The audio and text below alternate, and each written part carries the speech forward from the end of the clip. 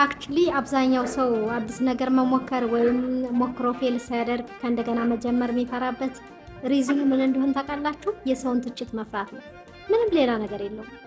ለምን የሆነ ነገር ብለህ ነበር ሞክረኸው ነበር እኮ አልተሳካልህም፣ ወይም ደግሞ ያኔ እኮ ፌል አድርገህ ነበር ከእንደገና ልትጀምረው ነው አላየኸውም እንዴ የሚሉ ነገሮችን እንፈራቸዋለን። እና እነሱን ነገሮች ከመፍራት ይልቅ ከውድቀታችን መማር ብንችል በወድቅም ችግር የለውም መማር እችላለሁ ብለን ራሳችን ብናሳምን፣ ያ ማለት እኮ ሰዎችን ከኛ በላይ እናምናቸዋለን ማለት ነው። ራሳችን አናምነው።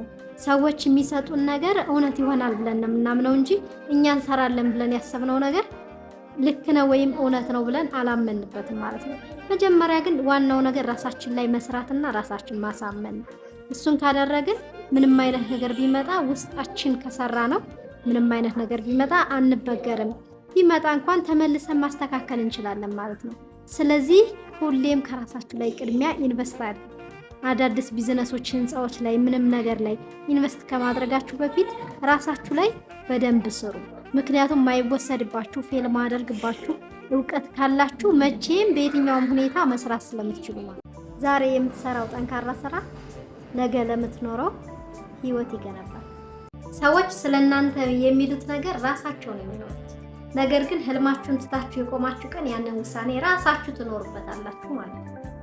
ስለዚህ ሰዎች የሚሉትን አትሉ፣ ይልቁንስ በኋላ ጸጸትን ፍሩ። ለራሳችሁ ንገሩት። ምን እንደምትነግሩት ታውቃላችሁ? ምንም ነገር መስራት እችላለሁ፣ ሰው የሰራውን ማንኛውም ነገር መስራት እችላለሁ፣ ሌግዠሪ ህይወት ለኔ ያስፈልገኛል፣ ይገባኛል የሚለውን ነገር ንገሩት።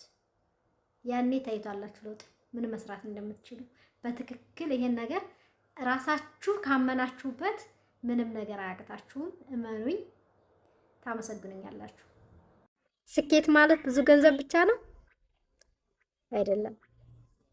እኔ በፊት ስኬት ማለት ብዙ ገንዘብ መኖር፣ ትልቅ ቤት መኖር፣ ታዋቂ መሆን ይመስሉኝ ነበርና ግን አሁን ሲገባኝ ስኬት ማለት ከትናንቱ እኔ ከነበርኩበት የተሻለ ሆኜ መገኘት፣ አዳዲስ ነገሮች በየቀኑ መማር፣ እነዚህ ስኬት ናቸው። በየቀኑ ራሳችን መቀየር መቻል ስኬት ነው። ለእናንተ ስኬት ምንድን ነው? ኮመንት ላይ አስቀምጡ።